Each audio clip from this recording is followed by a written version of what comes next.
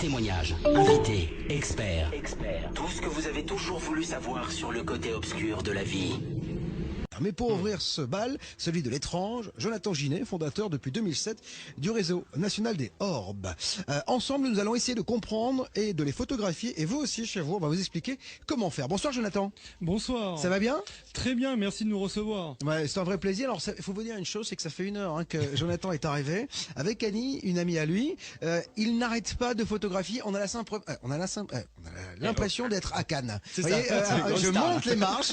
Il y a des flashs dans tous les sens. Alors, on va expliquer. On a posté d'ailleurs sur la page Facebook. Bob vous dit toute la vérité. Beaucoup de photos. D'ailleurs, cette page, allez-y, vous allez pouvoir devenir amis parce qu'on l'a lancé il y a 2 jours. Bob vous dit toute la vérité. Vous tapez cela sur votre ordinateur et vous pourrez voir toutes les photos qu'on va y poster ce soir. Alors, Jonathan, les orbes, qu'est-ce que c'est pour toi déjà d'entrée? Parce que ce sont des choses que l'on chope quand on fait une photo. Tout à fait. Donc, les orbes sont un phénomène relativement nouveau. Le phénomène est apparu dans les années 80 aux États-Unis. Ouais. Puis avec le marché des appareils photonumériques, les orbes se retrouvent dans beaucoup de photographies. Ouais. Alors tout de suite, disons-le, pas dans les cimetières. C'est partout, dans les maisons, dans les jardins. Et pourquoi pas dans les cimetières d'ailleurs? Non, il y en a dans les cimetières, mais pas forcément dans les cimetières. Ah, d'accord, ok. Voilà, parce qu'au départ, les Américains, les parapsychologiques, avaient tout de suite lié les orbes aux défunts, aux esprits désincarnés. Alors, c'est une des pistes de recherche, puisque quelquefois nous prenons des orbes avec des visages. Ah oui, carrément. Oui, mais alors des visages qui vont au-delà de la pareidolie. Par exemple, on a Thierry sur le forum qui avait pris une photo lors d'une commémoration et il est apparu un visage parfaitement net. C'était apparemment sa grand-mère. Il a reconnu. Et il a mis la photo d'époque avec l'orbe, avec ce visage, et c'était vraiment extraordinaire. Alors, ton forum, c'est, je le rappelle, c'est le réseau que tu as lancé. Voilà, Réseau National des Orbes que j'ai ouvert en 2007 suite à une première expérience à Rennes-les-Bains. D'accord. Alors, il y a plein de gens qui, quand ils prennent ces photos-là, se disent ce sont des poussières. Oui. J'ai dû en prendre malencontreusement, j'ai une merde, la photo est loupée. Oui. Alors que toi, tu penses que c'est tout à fait autre chose. Alors, il y a évidemment des poussières, mais il n'y a pas que des poussières. Alors les sceptiques vont vous dire les appareils compacts ont une focale qui permet de prendre ces poussières. Ils appellent ça l'orbe zone aux États-Unis, c'est-à-dire ça serait une petite zone entre 1 et 2 cm devant l'objectif, mais ça pose problème. Quand vous avez une photo avec des orbes qui ne sont pas éclairés par le flash alors que le flash a été déclenché, c'est complètement illogique. Une poussière défocalisée apparaît bien comme un cercle, mais un cercle uni, et les orbes qui, eux, sont beaucoup plus sombres, parce qu'on peut faire des analyses en colorimétrie, donc on mesure, si vous voulez, la fréquence des couleurs, et on voit que les orbes, en fait, sont très sombres, sont proches ou des infrarouges ou des ultraviolets. D'accord. Voilà, donc les poussières, par contre, lorsqu'on fait une expertise en colorimétrie, lorsqu'on va mesurer la couleur sur laquelle ils apparaissent, ils sont très brillants, avec une saturation à 100%. D'accord. Voilà. Alors toi, tu les photographies, mais je vais te faire écouter le témoignage de quelqu'un qui les a filmés. Alors je ne sais pas si c'est possible ou pas, mais en tout cas, ça se passe aux États-Unis. Écoute bien. Oui. Déterminé à prouver que ces événements étaient d'origine humaine, Steve installe des caméras de surveillance high-tech autour de sa propriété. Mais ce qu'elles montrent ne ressemble à rien de connu. On voit de petits orbes flotter dans les différentes pièces de la maison. Je n'ai toujours pas la moindre idée de ce que c'est. Alors c'est ça, on ne sait toujours pas véritablement, on ne sait pas mettre un nom sur les orbes. On sait que ça s'appelle des orbes, on ne peut pas dire que ce sont des entités, que ce sont des êtres désincarnés, que pour certains de la poussière. On n'a pas véritablement l'explication. On sait que c'est une boule d'énergie. Tout à fait, ça déjà c'est acquis, c'est une boule d'énergie, puisque comme le film, vous avez vu ce film, ils ont filmé en infrarouge, ça apparaît comme des sphères d'énergie. Et certaines clignotent, certaines semblent avoir des pulsations. Et en fait, plus d'une lumière, on peut parler d'une phosphorescence. Dernièrement, il y a un chercheur aux États-Unis qui pense que les orbes, en fait, émettent une phosphorescence. Mais on a la sensation que parfois, tu sais, quand on est en train de regarder un reportage ou un documentaire sur le fond de la mer, dans des profondeurs pas possibles, et qu'il y a des bactéries ou du plancton fluorescent, on a la sensation que c'est un peu ça. Oui, un petit peu, ça donne cette impression, notamment lorsque vous prenez des photos, que vous avez par exemple une vingtaine d'orbes, vous retournez tout d'un coup sur une autre direction, ils sont toujours derrière vous.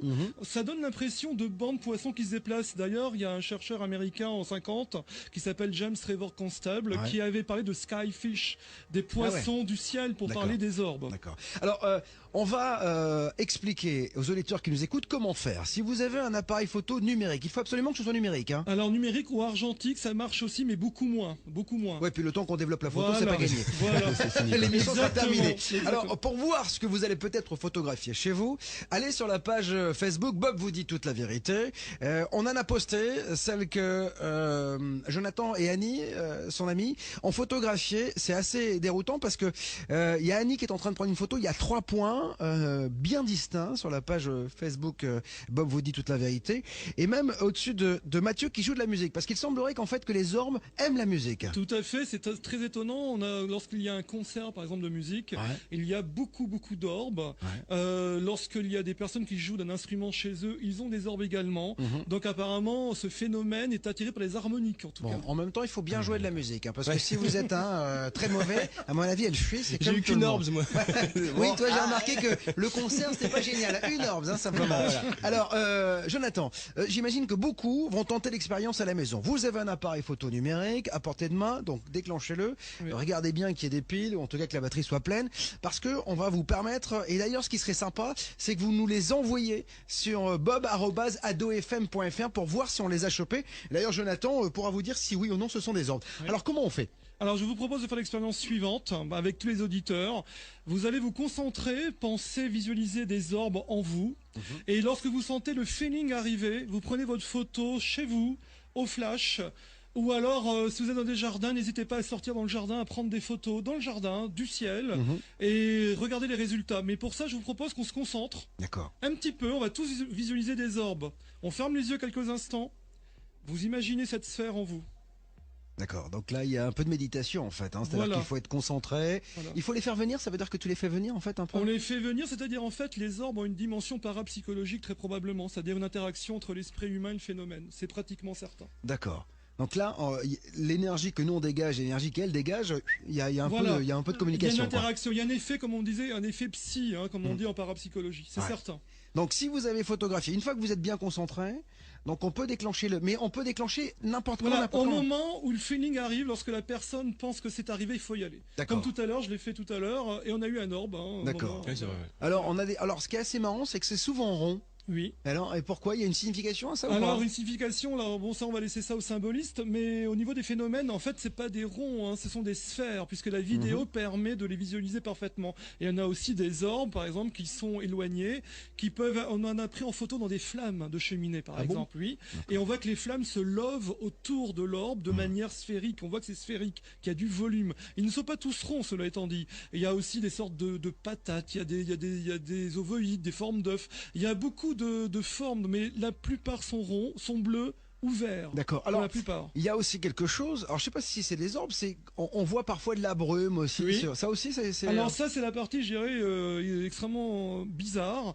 Lorsque vous prenez des orbes en photo, vous commencez là-dedans, ben, peu à peu vous avez d'autres phénomènes. Ah, donc ces brumes, ce que Joël Ménard appelle des fumées de cigares. Qui est Joël Ménard? Joël Ménard, ufologue, fondateur, directeur de la revue Lumière dans la nuit, qui est un grand groupe ufologique, hein, et qui parle de fumée de cigares. Il y a aussi mon ami Rock Soccer de Top Secret. Ah ouais, qu'on a reçu déjà ici et qui va revenir. Et que je hein. salue ici, parce que Rock a été l'un des premiers à publier des photos d'orbes dans sa revue. Ouais. Et ça, c'est tout à son honneur, parce qu'il faut savoir que la presse est toujours un petit peu réticente à publier ce genre de photos. Ils disent, ah, c'est des poussières. Tatati. Alors, tu sais, il y a un truc qui est quand même assez caractéristique, et on le voit depuis que j'ai commencé cette émission, c'est que je le disais tout à l'heure, je me fais souvent insulter parce que les gens en fait veulent pas voir une vérité. Je ne sais pas si c'est la vérité, mais en tout cas c'est une vérité.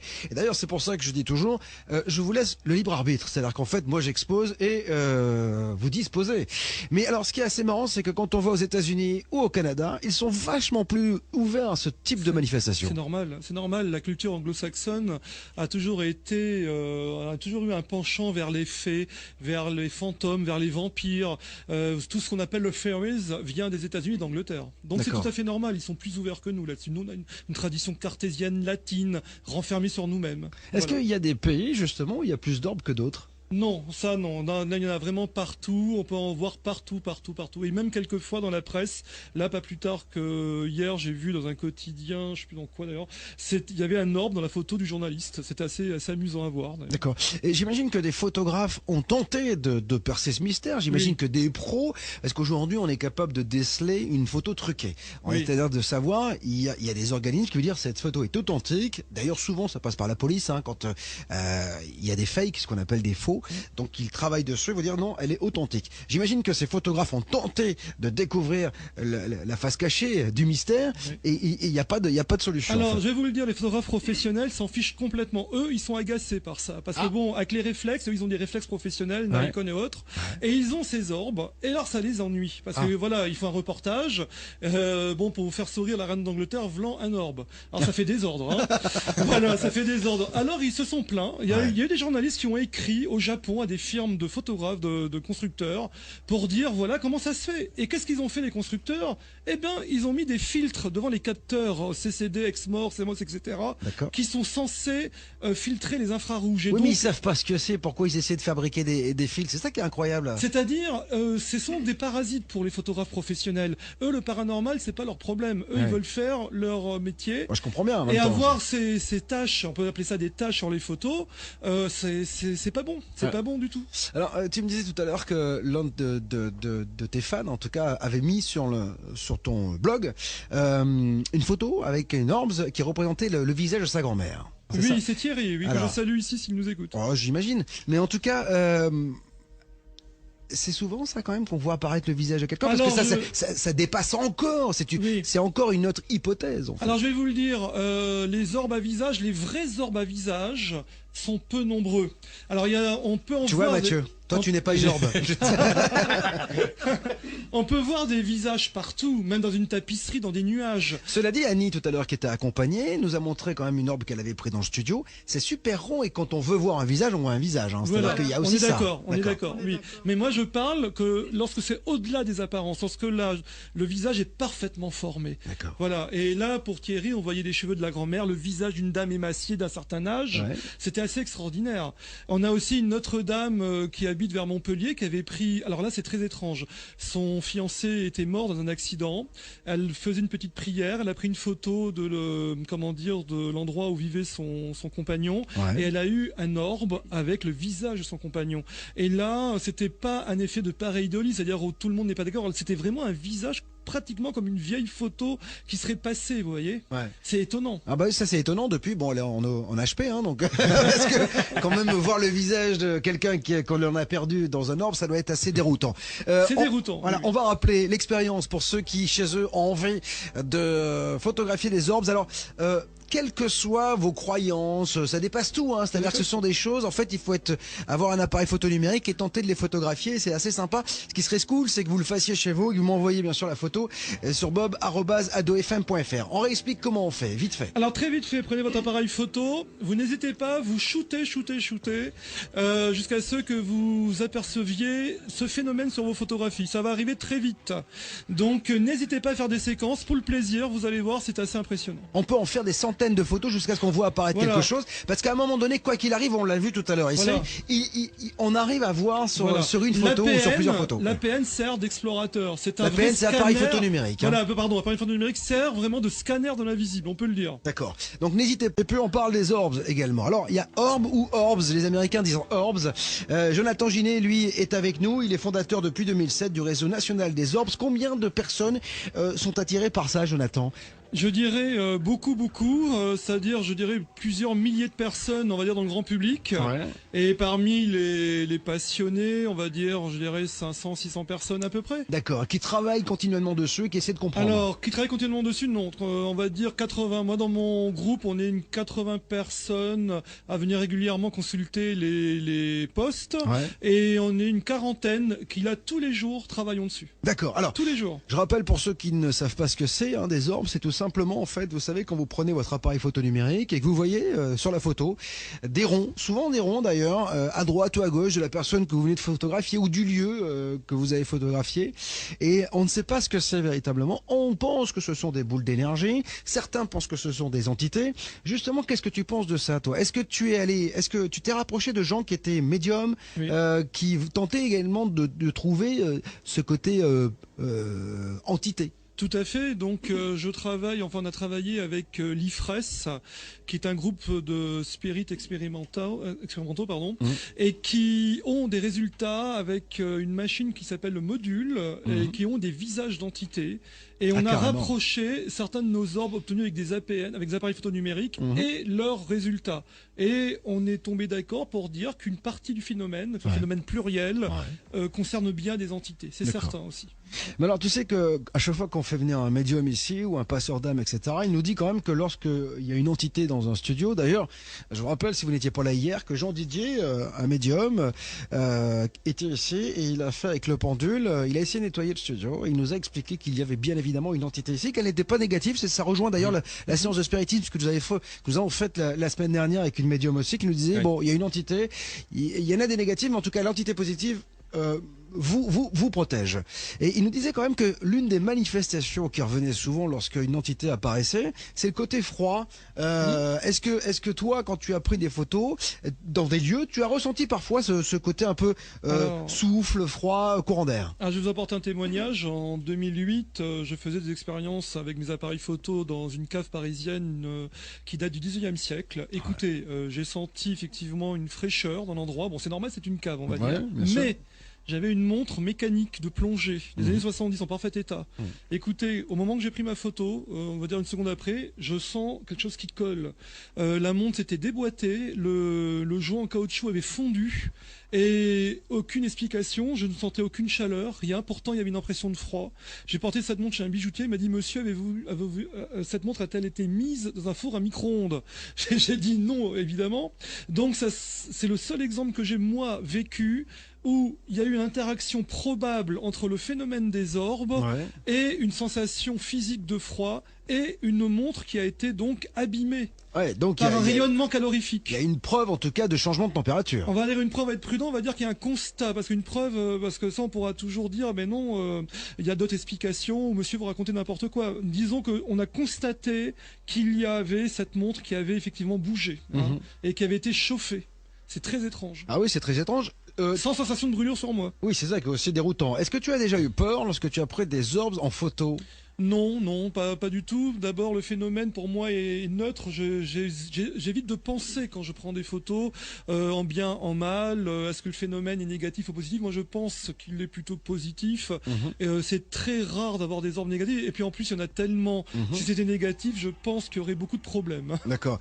Et je vous rappelle qu'on a tenté une expérience. Vous pouvez chez vous photographier ces orbes. Alors, vous prenez votre appareil photo numérique, vous vous concentrez, vous imaginez en fait que vous voyez des orbes, en tout cas qu'elles sont présentes, et à ce moment-là, vous balancez plusieurs photos, vous appuyez plusieurs fois avec votre appareil photo numérique, et si vous regardez, vous verrez sûrement, avec le flash, vous verrez sûrement apparaître ces petites boules rondes qui squattent un peu la photo. Et si vous en avez chopé, bien n'hésitez pas à me les poster sur bob@adofm.fr. En tout cas, nous on en a mis sur la page Facebook. Bob vous dit toute la vérité. Allez-y, elle est toute nouvelle cette page, et il y a pas mal de choses aussi à découvrir sur cette page, donc allez-y, vous pouvez liker, dialoguer, et puis devenir les amis de cette page. Bon, on va vous faire écouter, Jonathan, on va te faire écouter à toi et à Annie qui est là aussi, qui écoute mais vraiment religieusement ce que tu dis. D'ailleurs, elle prend des notes, silencieusement.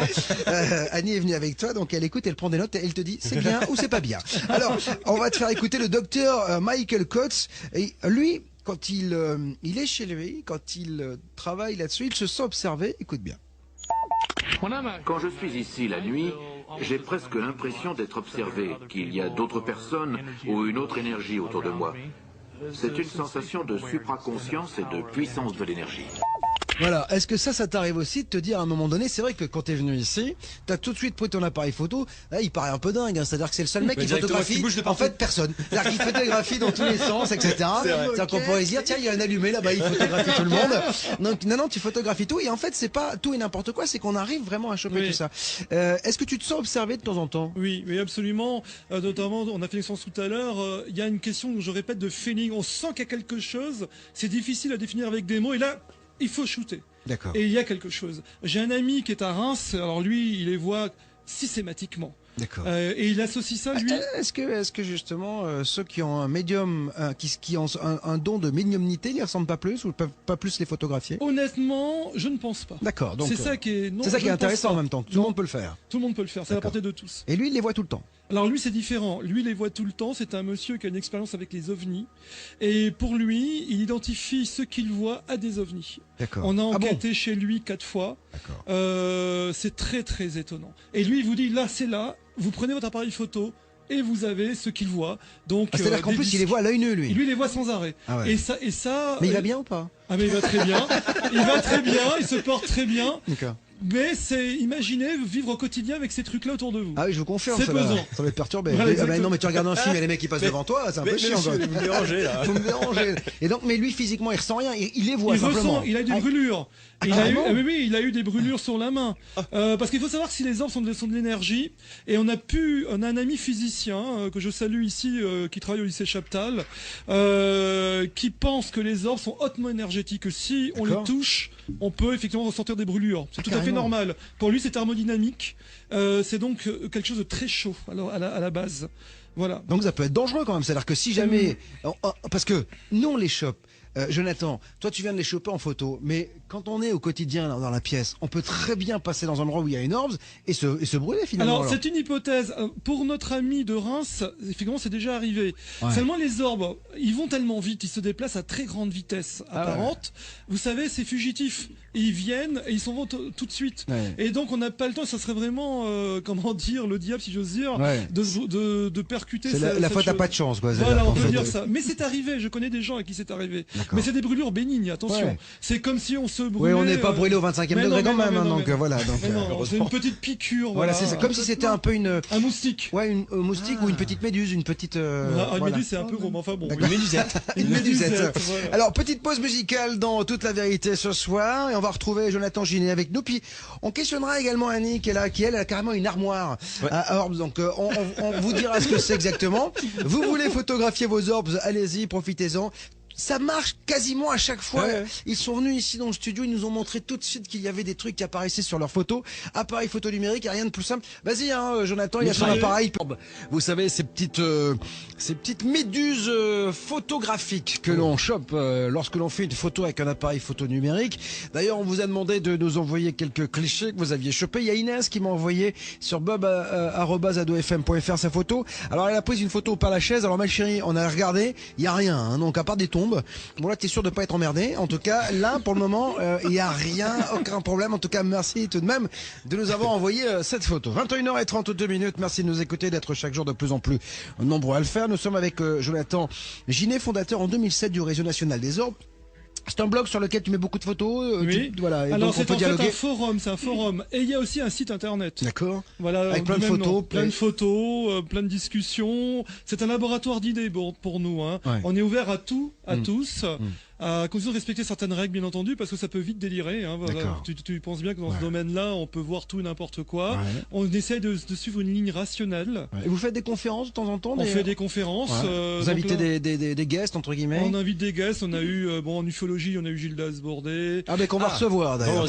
Qui était un ami que je salue également à l'antenne. On se connaît depuis 20 ans maintenant. Donc on a eu ce témoin de Reims qui est venu nous donner une conférence également, qui était très intéressante. Donc voilà, on évite des gaz de temps en temps, effectivement. D'accord. Alors, est-ce que c'est bon signe quand il y a des orbes dans une maison, quand il y en a trop, pas trop, comment ça se passe? Moi je dirais que si c'est les entités, on sait jamais, on est peut-être un peu emmerdé quand même.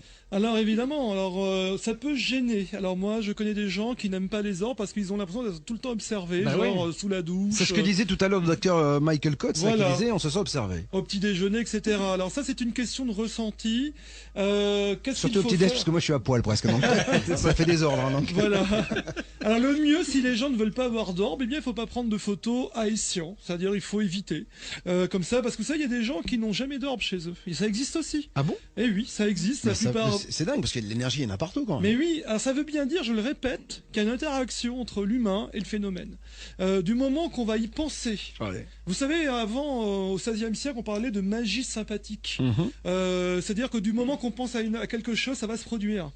Eh bien, quelque part, notre phénomène obéit un petit peu à ce principe-là. Cela dire, Gérard Lebas qui nous parlait d'extraterrestres il n'y a pas si longtemps, nous disait, vous savez, si vous n'y croyez pas, vous ne pouvez pas en voir.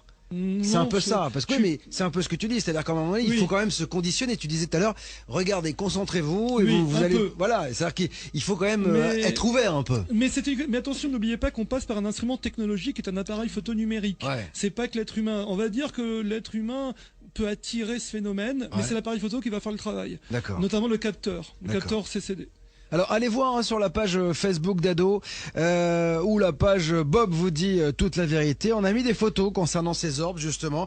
Alors je voulais me retourner vers Annie qui elle aussi traque ses orbes. Elle a toujours son appareil sur elle, c'est-à-dire que les deux dégainent. C'est-à-dire que t'as l'impression que c'est on se croirait au Texas. Ça y va dans tous les sens. Donc alors Annie, bonsoir déjà. Bonsoir. Alors toi, tu as carrément une armoire à orbes chez toi. C'est-à-dire que, explique-nous. C'est-à-dire qu'en fait, il y en a qui ont du linge à la maison. Normalement. Annie, elle a une armoire à orbes. C'est quoi? Bien, je suis un peu peut-être paresseuse. Donc, prendre cette armoire, elle se trouve dans ma chambre. Et prendre des orbes allongés, tranquillement installés avec mes oreillers sous la tête, c'était pratique. Donc, je regardais mon armoire. Je venais de découvrir l'existence des orbes. Donc, je cherchais à en voir aussi. Donc tous les soirs, à partir de 22h, pourquoi je sais pas 22h, mais c'est comme ça, je me suis mise à prendre mon armoire en photo parce qu'elle était juste devant moi et que c'était pratique. Et je me suis aperçue que régulièrement, j'avais ces taches, ces sphères qui se promenaient devant. D'accord. Donc c'est une armoire qui appartenait à mes grands-parents. Elle est du 19e siècle, je pense. Une nuit, elle a craqué pratiquement toutes les 10 minutes, toute la nuit. C'est inquiétant quand même. Non, ça m'a pas inquiété plus. C'est plus des orbes. Ça fait des orbes. Bravo. Et donc, je l'ai photographié pendant plusieurs mois tous les soirs, ce qui fait que j'ai des centaines de photos avec des orbes. Ah donc en fait là donc elle est un peu habitée ton armoire quand même. Je pense, oui. D'accord. Mais ça ne me gêne absolument pas. D'accord. Mais t'entends craquer des choses chez toi? Maintenant, c'est terminé. Elle a craqué une nuit, c'est tout. D'accord. Et par contre, tu me disais aussi qu'il y avait un escalier où en fait tu les voyais passer les unes après les autres. Exactement. J'ai un appareil photo qui me permet, juste avant le déclenchement de la photo, il y a le flash qui se met en route et je peux les voir dans cet appareil photo. Jonathan, redonne les coordonnées de l'appareil. C'est un appareil étanche à W100, on peut dire la marque ou un Nikon. D'accord. Parce qu'il y a des appareils qui sont plus performants que d'autres pour choper les orbes. Oui, on peut dire. Alors on va dire qu'on va faire simple. Tous les appareils photos sont ouverts aux orbes, on va dire, mais pour pas dépenser beaucoup d'argent, un petit compact suffit. D'accord. Nous, au réseau des orbes, on emploie beaucoup le S3000 Coolpix Nikon, qui est un appareil de 2010 qui n'est plus fabriqué aujourd'hui. Ah, c'est con. Mais on le trouve encore, mais on le trouve encore sur il est bien, mais il n'existe plus. eBay, etc. On peut le trouver sur le net, quoi. Encore une fois, il doit bien y avoir des gens qui les vendent. Il est extrêmement bien conçu parce qu'il permet de prendre une photo toutes les 2 secondes. D'accord. Ok, très bien. Alors, je propose d'écouter le témoignage d'une femme et son ressenti lors d'apparitions d'orbes. Écoute bien. Je le sens quand il y a des orbes. Ça me donne un frisson. Voilà, c'est ce que disait un petit peu tout à l'heure Jonathan, c'est-à-dire qu'en fait, parfois tu peux avoir ce ressenti un peu frais quand tu es dans la pièce. Oui, tout à fait. D'accord. Et alors, en plus, on utilise un cadomètre dans nos enquêtes. Le cadomètre qui comporte une sonde pour mesurer la température en plus. D'une part, il va mesurer les champs ELF, des champs électromagnétiques basse fréquence. D'accord. Parce que les entités sont censées se dégager cette énergie et donc être détectées par ces appareils et en même temps les baisses de température. Et ça, on en a constaté effectivement dans certaines de nos enquêtes. enquête. D'accord. Alors on va revenir dans un instant sur les orbs. Il y a Ticia sur la page Facebook d'Ado qui me pose une question. Ça veut dire quoi exactement orbs? Tu nous donneras la réponse dans quelques instants parce que j'imagine que orbs c'est l'abréviation de quelque chose ou ça veut dire quelque chose. On a posté une photo, la mienne, avec une orbs au-dessus de la tête. Ouais. Voilà, c'est quand même hallucinant parce qu'on parle des orbs. Qu'est-ce que c'est justement? Ticia sur cette même page Facebook d'Ado nous demandait quelle est la signification des orbs. Alors Jonathan Ginet est avec nous, il est fondateur en 2007 du réseau national des orbs. Ça veut dire quoi orbs? Orbs en anglais veut dire tout simplement cercle. Ça vient du latin orbis, cercle, tout simplement. Ah oui, du coup orbite, tout ça, machin. Voilà, pareil, une orbe en astrologie, un orbite, voilà, ça vient de là, cercle, tout bêtement. Voilà, Ticia, comme ça t'es renseigné. Donc allez bien sûr commenter la photo qu'on a postée sur la page Facebook d'Ado. Vous allez pouvoir dialoguer, me voir avec cette orbe au-dessus de la tête, c'est plutôt sympathique. C'est la première fois que ça m'arrive. En tout cas, c'est peut-être la première fois que je fais attention à ce que j'ai au-dessus de la tête.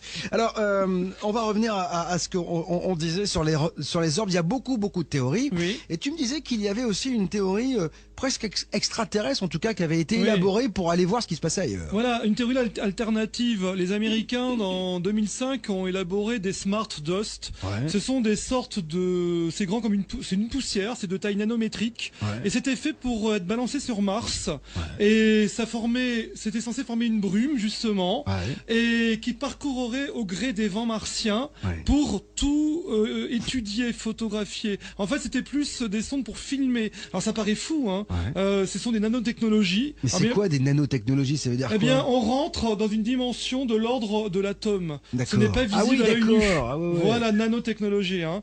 Opposé à quelque chose de micrométrique qui est encore, c'est tout petit, mais bon. Mais alors donc, ils ont fait ça, et il paraîtrait que le projet a été abandonné, et que les Américains auraient balancé ça sur la Terre.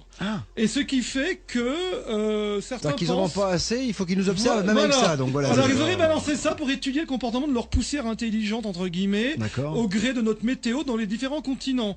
Alors, ils en ont balancé un paquet alors. Ils auraient balancé un paquet. Alors ça, c'est une théorie alternative pour expliquer une partie des choses. Il y en a même qui vont vous dire qu'on peut capturer ces nanotechnologies, soi-disant, en générant de forts champs électromagnétiques avec des électroaimants, et que soi-disant, leurs smart dust peuvent effectivement se désactiver comme ça. Mais ça, il faut rester très prudent. C'est une théorie alternative. Vous avez aussi la théorie OVNI. Alors je tiens à vous dire rapidement, regardez pour tous les auditeurs qui ont des livres des années 70, genre Jean-Claude Bourré, déjà qu'un nom pareil, le mec qui fait des bouquins. Voilà.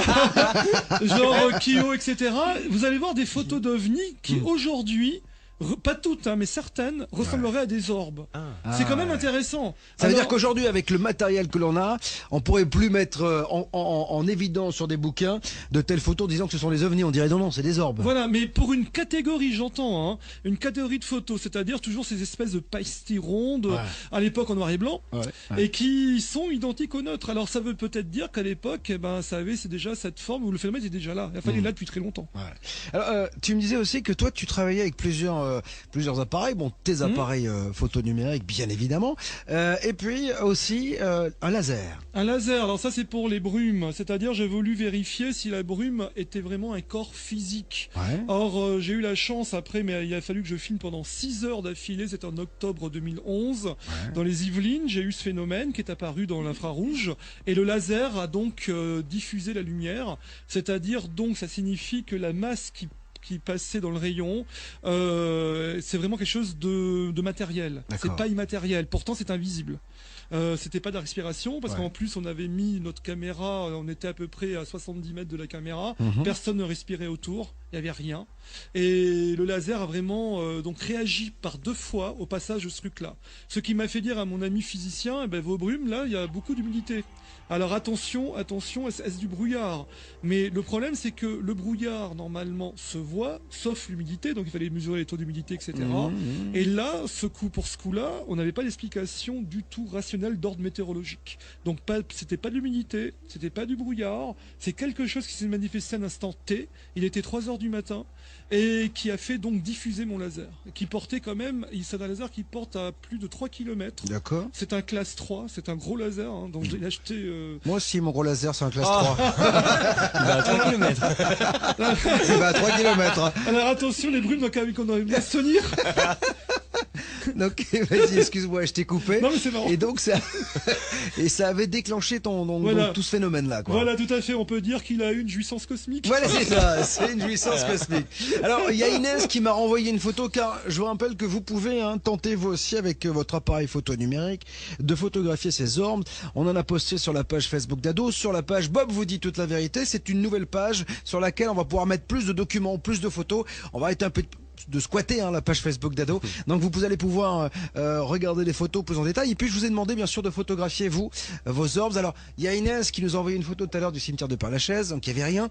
Et là elle nous a envoyé une photo qui n'a rien à voir avec les orbes. On la postera tout à l'heure sur le sujet d'après. Elle nous met une photo de quelqu'un qui a un four qui est derrière lui, et dans le four on voit la photo d'un monsieur qui, il semblerait que ce soit le papa du monsieur qui est photographié, qui était décédé la veille. Donc ça c'est dans le deuxième sujet, ça n'a rien à voir avec les orbes, mais en tout cas si vous voulez photographier vos orbes, tu peux rappeler comment on fait, il n'y a rien de plus simple. Alors très simple, prenez votre appareil photo numérique avec le flash enclenché et vous shootez, vous explorez avec votre appareil photo vos pièces, votre jardin, et puis vous aurez des résultats. Lumière, entité, énergie que l'on chope lorsque l'on fait une photo avec un appareil photo numérique. Alors on le faisait également avec un argentique, mais c'est plus simple en tout cas de le voir immédiatement avec un appareil photo numérique. Sur la page Bob vous dit toute la vérité, sur le Facebook bien sûr, vous pouvez regarder une photo de moi qui a été prise par Jonathan, où on voit juste au-dessus de ma tête un petit rond, c'est ça, une orbs. Alors c'est assez incroyable parce qu'il y a Tyrone qui dit effectivement Bob, serait-il un symptôme? Salut Tyrone. Il y a Tyrone, il y a Tartampion aussi également. C'est oui, tu n'es pas seul, c'est un bel orbe. Il y a également Humo Petit, bravo pour votre émission. Un petit coucou de Belgique à John et Annie. Donc apparemment c'est un aficionados de ton site. Alors les orbes, ce n'est pas bon. On voit ça et tu nous as ramené, et ça c'est vachement sympa, sur une clé USB. Oui. D'autres choses qu'on peut photographier également, ce sont des brumes. Des brumes, alors qu'on appelle des BVI, brumes vaporeuses invisibles chez nous. Ouais. Alors celle que vous mettez en ligne a été prise par Georges Emado de Picardie. Je les salue ici lors de notre enquête en Vendée. C'est une brume. Georges Emado, on se demande si on va pas aller voir un spectacle. Bonjour. Hein. Voilà, c'est nos vedettes. Ouais, c'est ça. Ouais. Alors ils ont pris ce phénomène qui est assez extraordinaire et de manière, voilà, je vous explique. Elle s'est retournée brusquement comme j'ai fait tout à l'heure dans le studio, comme ça. et elle était derrière. D'accord. Et alors elle a identifié ça, je vous le dis franchement. Ouais. Elle a dit mince, c'est le visage du Christ. Elle est restée comme ça. Ah ouais. Oui, parce que alors je vais expliquer. On va poster sur la page Facebook Bob vous dit toute la vérité la photo de cette brume. Vous allez voir, c'est quand même assez déroutant. Ça représente un visage. Oui, donc vraiment. ça c'est assez fou. Donc ça c'est quand même très rare. Autant on a la chance de choper assez facilement des orbes, autant ce genre de brume c'est plus difficile quand même. C'est plus difficile. On peut en choper pas mal, mais avec une telle précision, c'est rare. Parce qu'elles sont pas proches de nous en fait ces brumes. Elles sont proches de nous. Ah bon. Alors je vais vous dire, on peut les voir de temps en temps alors c'est pas toujours. Hein. Faut qu'il y ait de l'humidité, faut qu'il y ait des choses non, comme ça. ça peut être en plein été également, Ah en bon. plein mois d'août. Et elles ont des aspects zoomorphes, humanoïdes, etc. Ouais. Aviformes, en forme d'oiseau beaucoup. Ouais. Et alors c'est grand, ça peut faire, en gros on estime que ça fait de 10 à 20 mètres de haut. Ah quand même. Ah oui, et ça se déplace à une vitesse énorme, peut-être... alors, je vais dire une bêtise, mais tant pis, je me lance au moins 100 km/h, facile. Allez pas te lancer, hein. Voilà, c'est pas de la Formule 1 là. Mais alors, moi j'en ai vu en Isère. D'accord. Ça, c'est venu sur moi, c'était grand comme une maison, un immeuble de, je dirais, 10 étages. D'accord. Et c'est passé au-dessus de moi à une vitesse gigantesque. Mais dis-moi, on te prend pas pour un allumé parfois quand tu expliques Eh tout ça? bien, comme toute personne qui s'intéresse à des sujets non conventionnels, C'est bien ça. sûr, mais moi j'en ai rien à faire. C'est Hein. ça. Je pense que Mais il faut... c'est devenu une passion maintenant. Ah, moi c'est une passion, oui. D'accord. J'ai découvert ça par accident en plus. C'est ça. Ah bon? Oui, par accident, c'était à Rennes-le-Château. Je visitais Rennes-le-Château pour le plaisir. Il a hanté ce château, hein, paraît-il. hein, Rennes-le-Château, c'était une affaire de trésor, en fait. Hein. C'est C'est ça. le curé de Rennes-le-Béranger-Saunière. Bon. Et j'ai pris des orbes là-bas. Parce que moi, là, je suis saurien à la base. Hein. Je suis pas dans le pardon. Et puis maintenant, je me suis pris de passion. D'accord. Voilà pour ça. Ouais. Il y a les scientifiques. T'es historien, bon. À la base. Oui.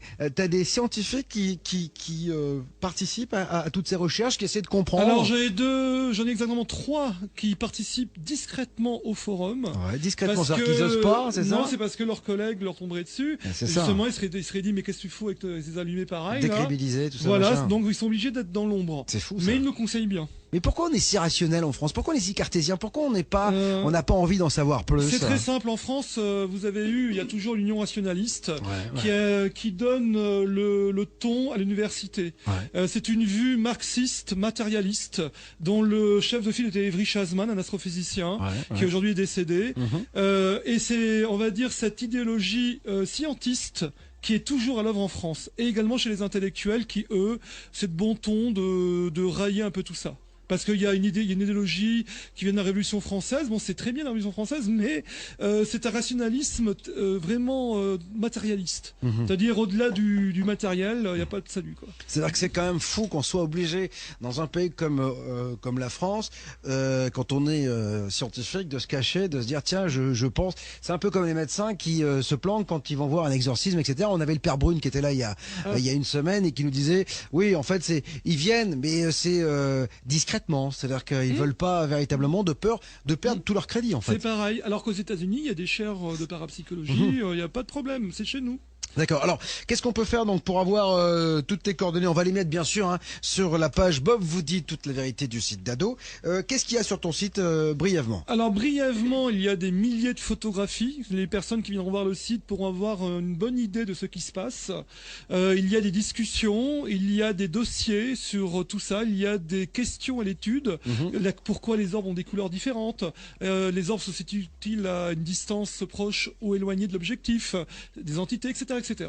Beaucoup. En fait, on couvre l'ensemble du phénomène. Et on peut t'envoyer des photos? Tiens, si les gens, si les gens ont des choses à te montrer. Alors, mais je vous donne mon courriel. Ouais, vas-y. Non, mais on va le poster. On va le poster pour pas que ce soit trop long.